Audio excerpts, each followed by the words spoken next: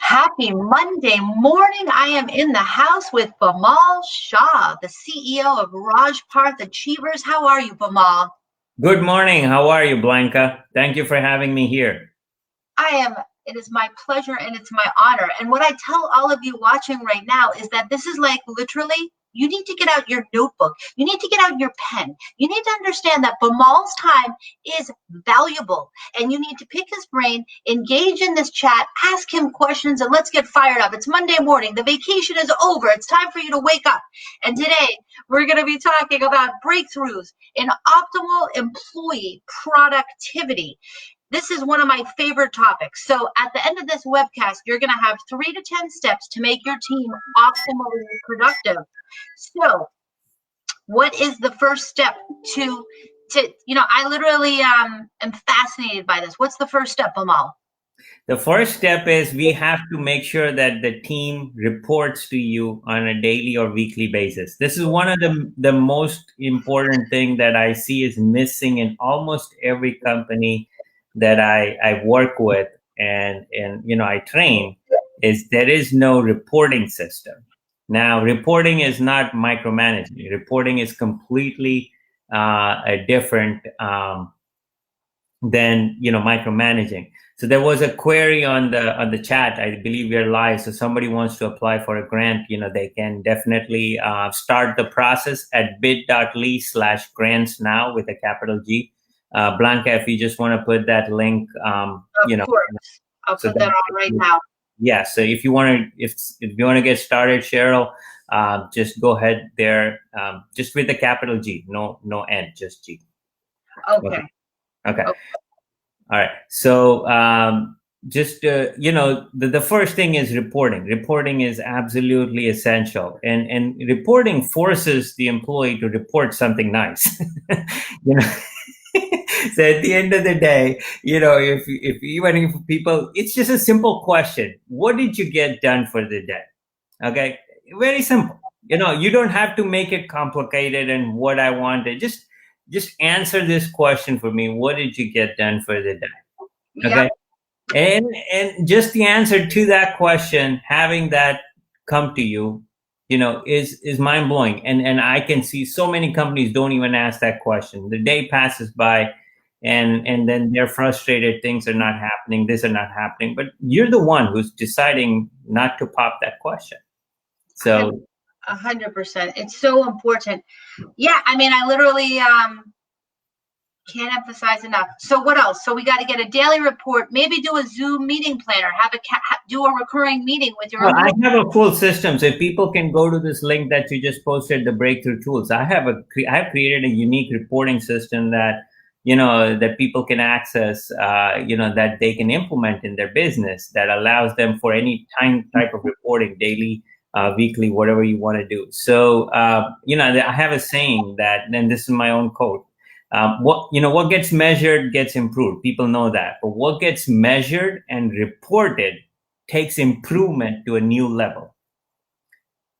So you have to measure and report, and that takes improvement to a whole new level. So that's people can go to visit that site, Breakthrough Tools, and I'd be happy to share with them specific things on reporting system. Now, today in this environment, we should consider this as the new normal. It's a blessing, in disguise that we are forced to meet via Zoom. We're forced to meet online. We're forced to do things. And we should adapt to this. You should adapt to this whole environment and be productive with this. And there's lots of resources that is available even when we're doing online. Like, when you're going live stream and people are chatting and we can answer their questions, and this is productive for many. So this is also forcing many companies to have remote employees. So now, this is an environment that many companies were not ready for. Like, how do we have employees work remotely and at the same time get things done? Well, if you had a reporting system, your employees would be able to work remotely and get things done, right? So that's that. I would say, when you do instill that, that's very powerful.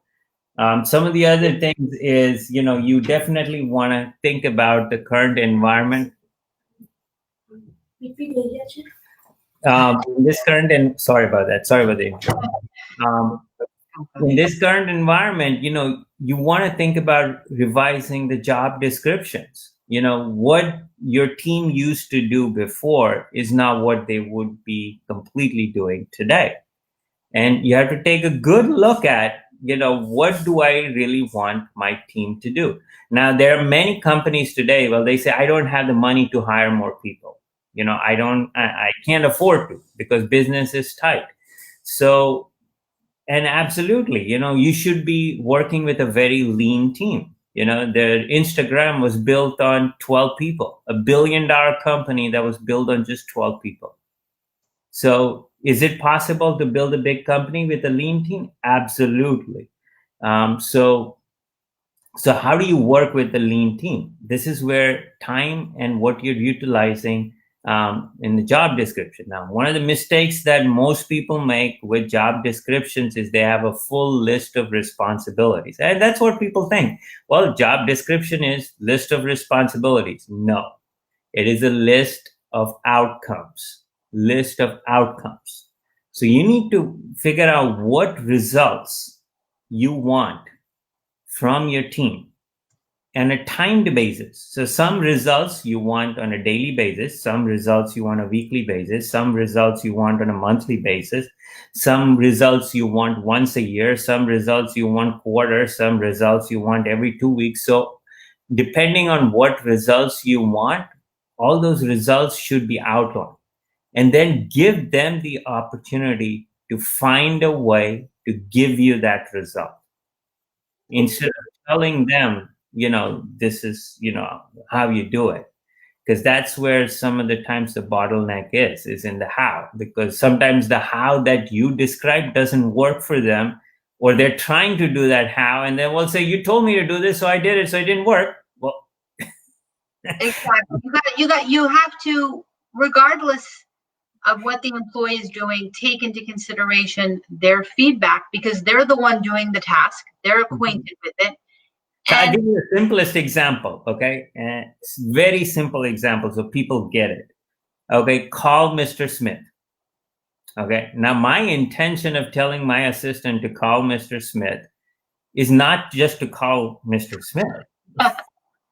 Right? What is my intention? My intention is to make an appointment, right? I want to speak to Mr. Smith. I want to have a time. I want to have a conversation. I want to have a meeting, whatever it is. That's my goal. So I wouldn't necessarily tell my assistant, my team that, hey, this is what I want. I would say, get me, in front of Mr. Smith by Wednesday, no matter what. I don't care if you have to send chocolates, flowers, smoothie, whatever you got to do. I want to see you.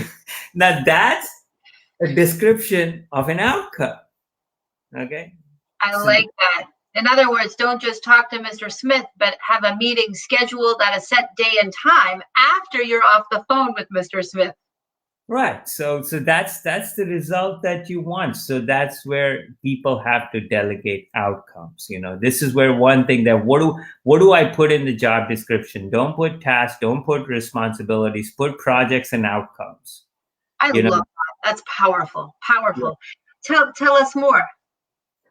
So when you give projects, you jump to the next level. People, how does Instagram become $1 billion company? With 12 people. So that's by projects. They don't have necessarily just tasks and outcomes. They have projects. So every team member is given a major project, and the projects are something that help you make leaps. So identify 1 to 3 projects that each one of your team members want to take on. And these projects help you make a leap going forward. Okay. So example, what we are doing right now is a project, doing the podcast and webcast and putting it together, putting the task and putting it on the audio and making sure that this happens on a recurring basis. This is not just a task, it's a project. And And then, you know, this is something that opens up doors to so many new initiatives, right? So Without a doubt. Without a doubt. Webcasting is the wave of 2021. If you're not hosting a webcast, you're missing out. Am I right, Bamal? yeah, absolutely. So this is what I call a project is itself, you know. So think about new projects that you can get started. Identify that, you know, this is a project that would help me in my company. Markets that will help you tap into, products, initiatives, resources that will help you tap into, and identify those projects. Now, once you have a project, you need to identify, and I have a tool, the whole process innovator tool system that, you know, goes from beginning to end on how to get the project completed. I even have a how to, you know, success deck with 52 tools, you know, that shows, you know, one of the tools is the strategic project achiever. And that strategic project achiever tool, it helps you walk through on how to break down the project and achieve it in record time. Like I have one project, the Success Deck, a product that I created, which included 52 workshop videos, 52 tools, 52 resources, and you know, 52 different concepts, one for each week. We built and successfully that project in less than a month, and we completed that in less than a month. So Wow.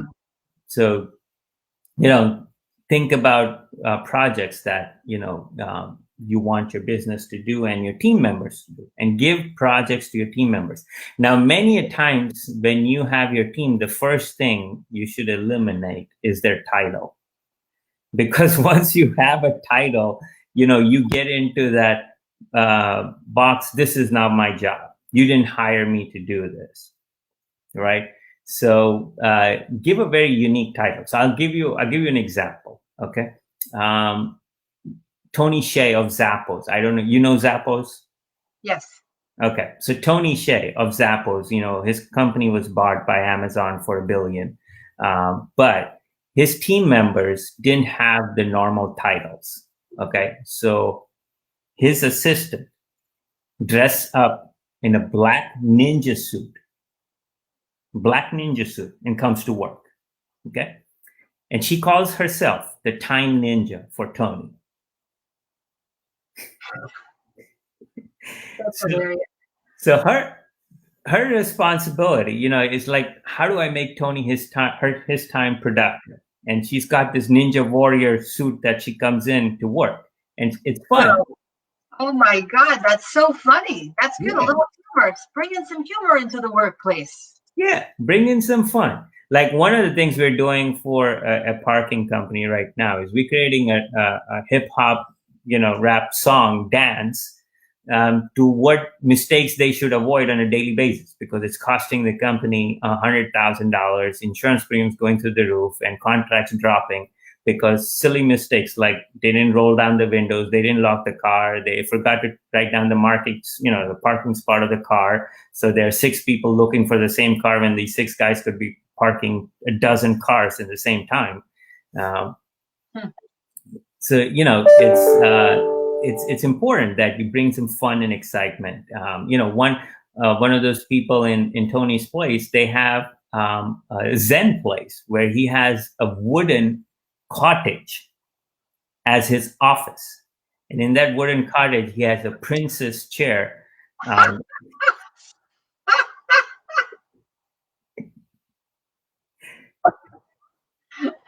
love it.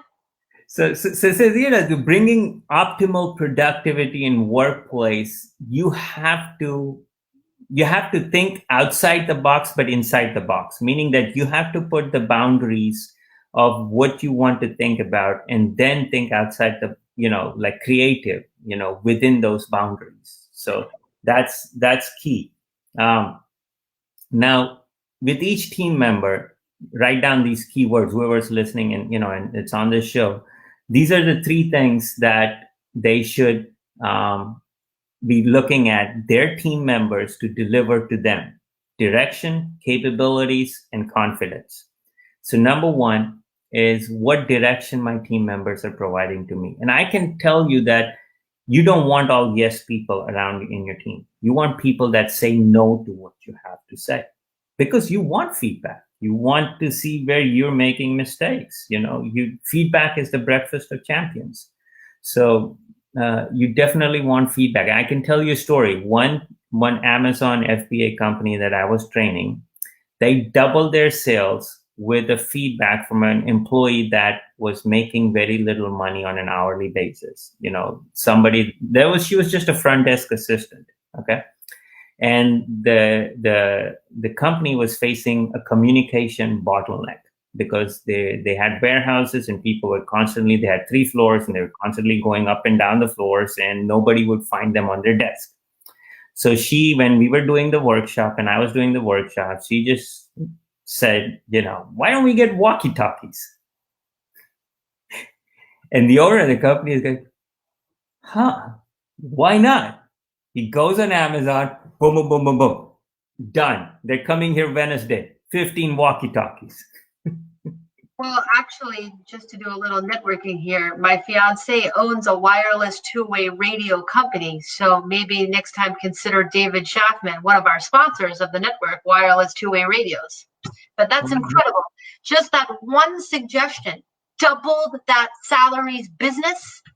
Yeah, the sales in quarter jumped from, that was not just the one, but it was one of 4, but 25% contribution in doubling the sales in the quarter from 600,000 to 1.1 million. So that's a massive, that's a game changer.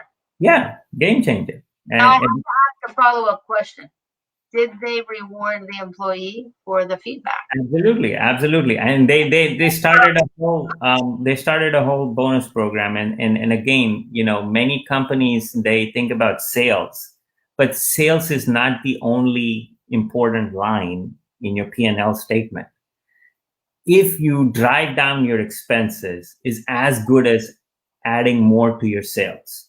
To give you an example, if every dollar that you make in a company, if you're netting 15 cents, 20 cents back to you, you're at 15 to 20% net profit.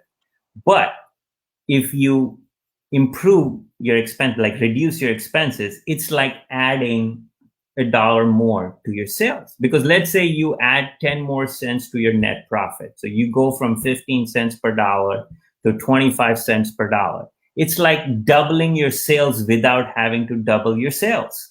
Less work. Well, it's all about reducing those expenses. I mean, that is one of the most difficult things to achieve. And I'm sure you work with companies on that alone to help them, right? Yeah, absolutely. I give them a whole analysis on all the areas they can reduce expenses. In fact, with another company, what we did is we started a program where any employee who brings in a reduction in expenses gets 10% of the savings. So this employee went out to all the courier companies, reevaluated their whole shipping, and saved the company $30,000 in shipping. That's fantastic. That is so great. He got a $3,000 bonus. So, it's not just sales that companies should always look at. Let me grow sales, but you're not taking a tab at looking at your expenses. What if there was a way to double your net profit without having to grow your sales? Would you take a stab at it? Yeah. Right? I mean, if you could just double your net profit without having to grow your sales, would you like to take a stab at it? That's something they should do. Government grants, very, very important. If teams want to be optimally productive, because grants, businesses can get and they can qualify for, and they can go to bit.ly/grants now, and you can see what grants do you qualify for. The thing is, the most important thing when you want your team to be optimally productive, you have to build timeless training. So timeless training means that, training that can last long after you're gone and can continue training your team members and can allow others to improve their training on an ongoing basis. So, develop those kind of training. Many times people say, well, I just offer on-the-job training. I go work with them, I train them, I make them repeat the same thing over and over again. And hopefully after it's teaching them for over 100 times, they will get it. That would work, but in the essence, timeless training materials with systematic approach and quizzes and checklists and things like that, and proper process and systems and documentation and having to sign off and do everything, it creates a good system of avoiding failures. And I'll tell you a story. There was a book written, checklist, and if in the old times, the planes, when they take off, they have a checklist, right? They do not take off without a checklist. In the old days, when there was no checklist, there was a plane crash that would have been avoided, and lives were saved just because of a checklist. So make that happen. And I would love to share all these ideas. People can go to bit.ly, /breakthrough tools, share their goals, resources, and I'll be happy to provide them with the next steps and make their team optimally productive. It's incredible what you're teaching us, Bimal, every single Monday at 9 o'clock. Join us on the laws of business breakthroughs. And of course, you can always go to bit.ly/grants now. And Bimal, how are you enjoying the laws of business breakthroughs? It's great. It's awesome. I get the opportunity to share, and people get to participate, and they get to learn. And my whole goal is to make breakthroughs in everybody's life. And in fact, one thing I wanted to share, there's it's called Google/Words norm/Google Words, and it tracks which is the most important word that has the biggest spike in over 200 years. And the one word that has the biggest spike over the last 50 years is breakthrough. No way. Isn't that interesting? Wow. Let me see if I can find that link. I was just looking at it. Amazing insight that, the word that's most used over 200 years in all books is kind. The word that has the biggest spike lately, over the last 60 to 70 years is breakthrough. Well, Bimal, working with you and co-hosting the Laws of Business Breakthroughs is my pleasure and honor, and I'm learning so much every single week. So everyone out there, whether you're watching live or watching the replay, join us every Monday at 9 o'clock for the Laws of Business Breakthroughs with Bimal Shah, CEO of Raj Parth Achievers. We'll see you next week. Thanks, Bimal. Thank you. Thank you, Blanca.